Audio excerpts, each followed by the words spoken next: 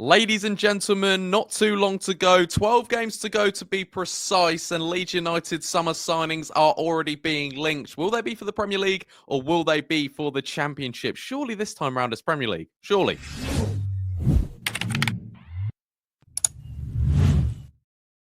But knowing Leeds, you never know. All right, guys, what's going on? My name is Ollie Ward. Welcome back to the Ollie Ward channel. Happy Thursday. Hope you've all had a great day and you're ready for the latest Leeds United transfer news and rumours. Before we do get into it, be sure to smash us go for 250 likes on this video. Subscribe if you're new. We're on the road to 20,000 subscribers. I want to get there this year, ladies and gentlemen. Hurry up and get all your comments in, everything we spoke about today in this video. Without further ado, stop waffling, Wardy, and get on with it. We're going to talk Solomon permanent move. This is going around today that Leeds are keen on keeping Manor Solomon, according to reliable journalist Fabrizio Romano.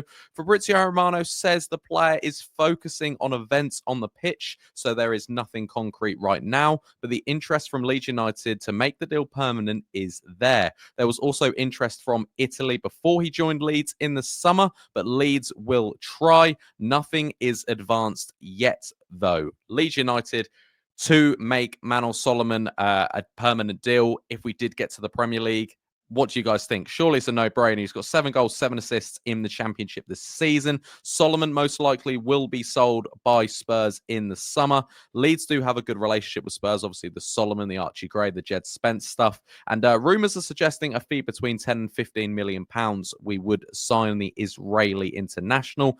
Like I said, it's a no-brainer for me. You know, he's definitely Premier League quality. He'd be one of them that you don't just have to change straight away. As someone that's already in the squad, knows the Daniel Farke system, and can make that jump to Premier League. I do think, looking at our squad, there is a few gaps that we do need to fill, especially if we do get to the Premier League, but I don't think Manor Solomon's one of them. He's probably the best dribbler in the league, one of the best players in the league, and I think he fits right into a Leeds United Premier League side. If we get there, I know it's a bit premature to be talking about this. There's 12 games to go. I know every other fan thinks we're favourites to go up. We're going to break the points record. I don't know about you, Leeds United fans. I still know that I've supported this club for long enough. There isn't that simple. There's still 12 games to go. But rumours are suggesting that 10 to 15 million could secure the deal of Manor Solomon. Let me know in the comments down below. For me, it's a no-brainer. I want to see that man in a Leeds United shirt next year. Next up, we are talking goalkeepers on the shortlist. Again, a bit premature to be talking about this, but Leeds are apparently assessing some goalkeeper options if they do go up to the Premier League.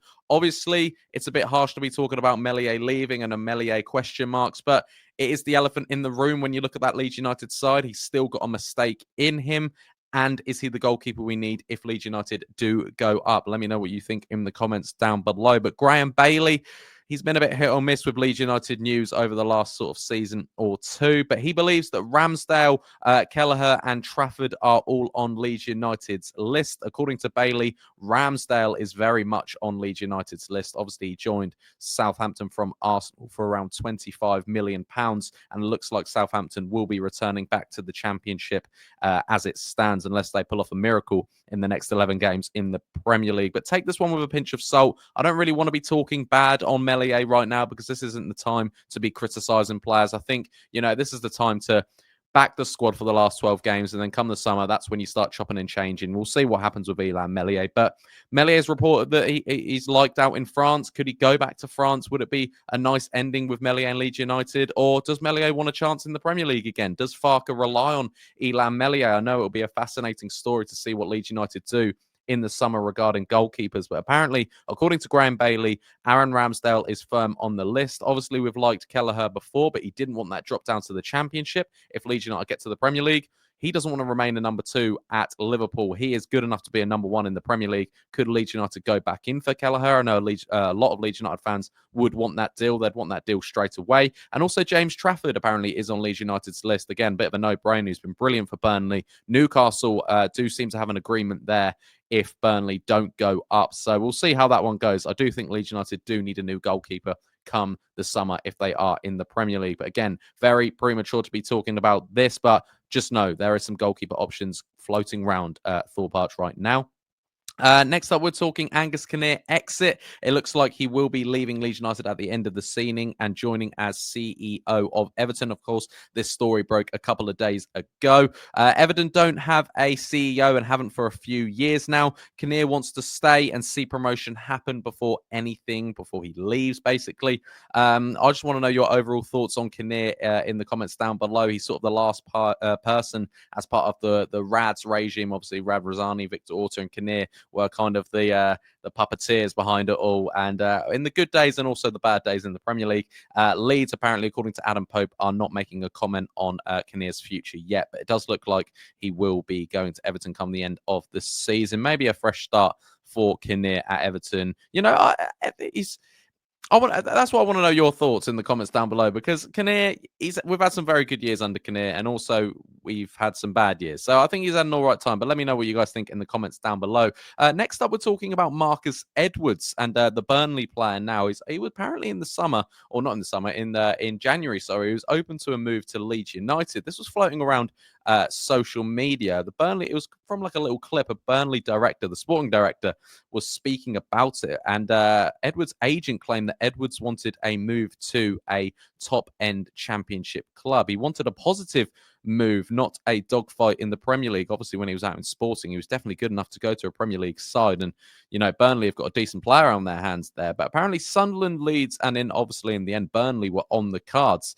Leeds, were never really interested in the player, so it seems all the player's side. Would he have worked in this Leeds United side? Obviously, Leeds United have a lot of options when it comes to wide men in Manor Solomon, Largi Ramazani, Nonto, Dan James. And, when you're looking at Largi Ramazani and Nonto are on the bench right now because how well Solomon and Dan James are playing, surely there'd be no room for Marcus Edwards. So I don't know. It didn't ever seem like Leeds United, there was never any links, I don't remember, in January or even the summer regarding Leeds United and Marcus Edwards. This all seems to be on the player's side. So we'll see how, we'll not see how that goes because he's at Burnley now, but that was a bit of a weird one that he wanted to join Leeds, kind of, and Leeds were never interested, but there we are. Next up, and last but not least, we're talking the Daniel Farke presser. He had that today ahead of our game against West Brom this weekend. Obviously, we know that Ethan Ampadu is out. Apparently, according to Daniel Farke, he said it's a very complicated injury, and it's to do with his cartilage. 4 to 6 weeks out is the picture for now,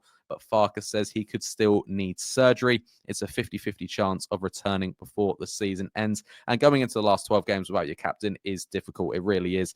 And if you do get an injury to Pascal at the back, who slots in there? Does James DeBio do a shift in there? I don't know what would happen if that was the case. Maybe even try Tanaka in there. I don't want to even think about it. I don't even want to put it in the air that any of the centre-backs are going to get injured. But yeah, we look very slim at centre-back. Well, obviously with Voba still out, and also Bamford's still not yet back in training. Daniel Farke thought Bamford would be back at the end of January, but it doesn't look like that at all. And for me, the likes of Voba, the likes of Bamford do need to be gone in the summer. Make some money, or if you can, out of them. But that's what it looks like. Leeds United go again on Saturday against West Brom. Another chance to get 3 points and get closer to the Premier League, closer to the Championship title. But guys, what do you think on everything we have spoke about today? Get it in the comments. I want to know all your thoughts. I'm going to be replying to all of your comments. Smash a like for me, subscribe if you're new, and I'll catch you in the next video. Cheery. Oh.